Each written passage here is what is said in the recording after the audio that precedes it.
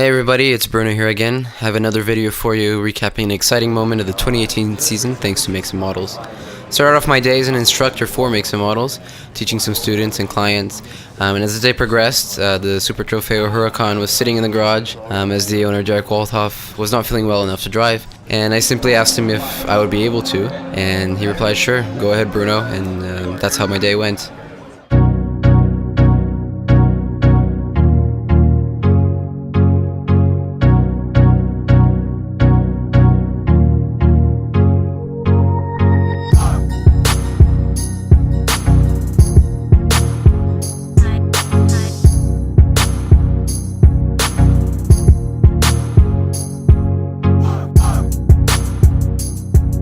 I was not able to qualify as I had finished my coaching halfway through the day and was only able to start driving the Lamborghini as of the first race.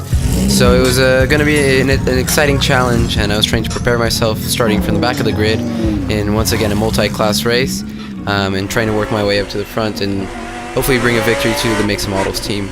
So as you can see here, starting from the back of the grid, there was a big moment at the start, halfway in the mid-pack. Everybody just bunched up, and that made everybody scatter, as well as the fact as the previous session on track left a big oil spill on the straight, which meant sand on the straight, and everybody taking nice caution going into turn one so that there was no incidents. Obviously we don't want that at the start of a race. You can see here we will be driving on the full track at Utah Motorsports campus, which is not too often that we get to do.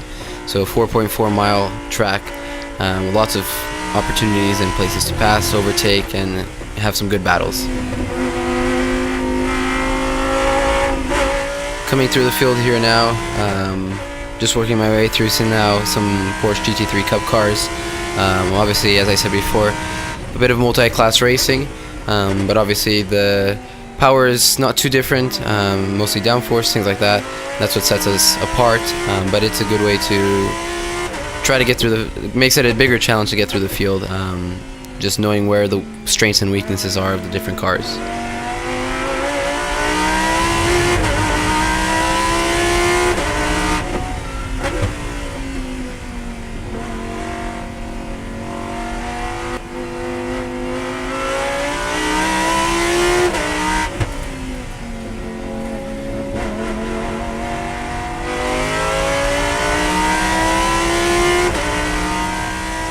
Jumping on later into the race, first lap there, trying to get past another GT3 Cup car, and now the Audi as well, Audi R8, GT4 car trim, but set to race with in the same class as us in GTSU. As you can see, just trying to set him up here and make a move going into Agony and Ecstasy, which is the next couple of corners coming up. So just trying to find a nice clean way. Obviously you want to keep the car in one piece and being able to get past the car safely at first there, and then trying to get me back on brakes there, but we were able to hold on, luckily.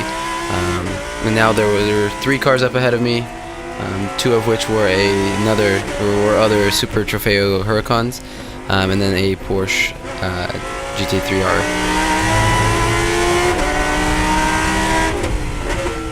So as you can see here, the leader was about 10 seconds ahead of us at this moment. We had Jason Harward, who was my teammate in the 6-hour endurance race, on track as well. So I was trying to find a way not to mess with his race necessarily, try to help him out if I could, but also trying to get past the 2 of them, as I had a race that I wanted to win on my own. So yeah, they had been battling since the start of the race, so they were very close to one another all race long. So it's going to be interesting to try to find a way through. As you can see, I just peeking in and out and being aware of the fact that the Porsche himself could try to make a move, as he was in his own battle. And then coming out of release, final corner at Utah Motorsports campus, got a really good run. Was on the power early, nice little draft as well off the Porsche. We were able to get past pretty quickly down the straight. And then, as I said, my teammate Jason Harward, giving him a little support and boost there for his race. And so now we'll jump towards close to the end of the race, 3/4 in. I had made up an 8-second gap between the leader and myself This is with the DXDT racing team.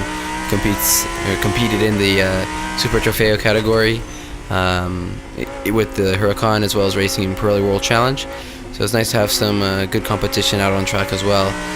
Definitely encouraging as well to be able to battle and finish ahead of them ultimately. Well, we'll have to see, right? I'm not quite there yet, but.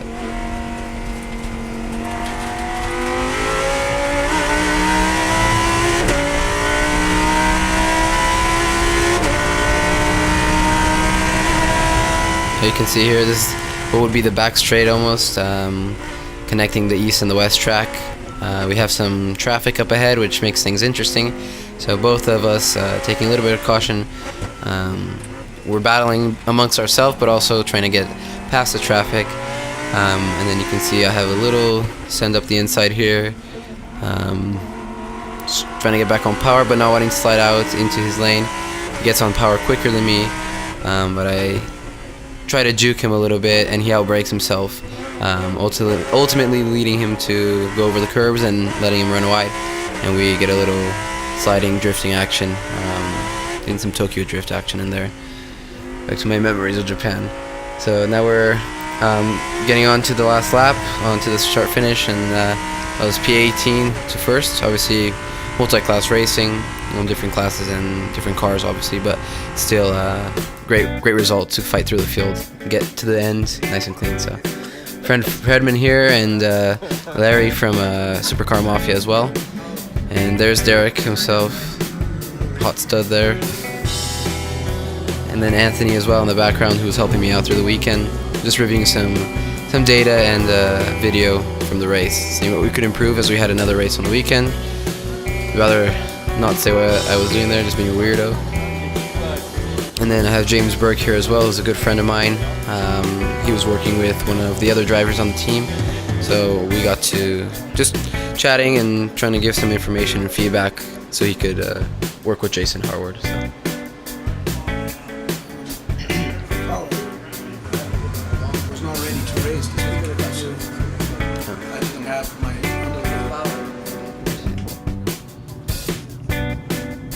So here is the starting grid for race 2 of the afternoon. We'll be running outer loop, so Derek and myself having a little pep talk before the race.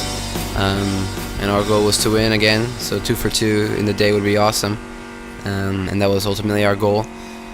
So we were running on pretty used tires as well, and I believe competition had put new tires on for race 2. So we had a little bit of a setback there, but we were able to push through and get good results here in race 2. So we start the race. I'm on the front row, obviously, so we were able to get through turn 1 in the lead and keep the lead. And since I started from pole, it was a pole to win race, and not too much action other than the traffic. But I'll take you around the lap here with my personal best, actually, in this car around the outer loop ring. The 152.8 around the outer loop.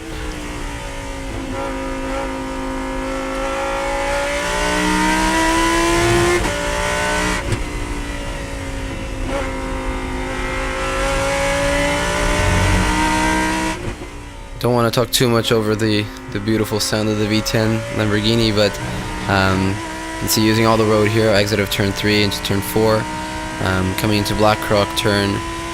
Thanks to Mix and Models, I had lots of opportunities to get on track with this car exactly, the Super Trofeo, and towards the end of the year I was able to understand a little bit more how to drive the car, more specifically a GT car, whereas I'm used to a Formula car. But yeah, it's a great car, the Super Trofeo, so much fun to drive and really able to trust the car.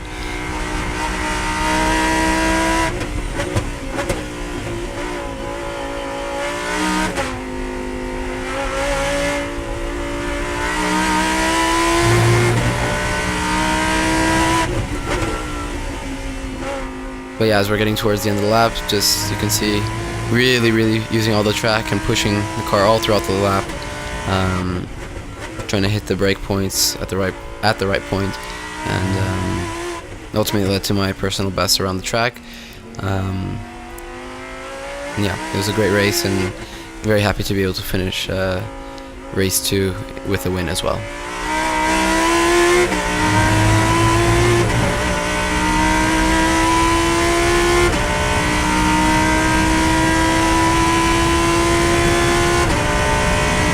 Thanks everybody for watching again.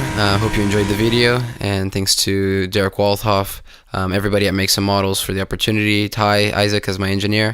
It was great to be back on track, and I really appreciate the efforts. Hopefully we'll be back again.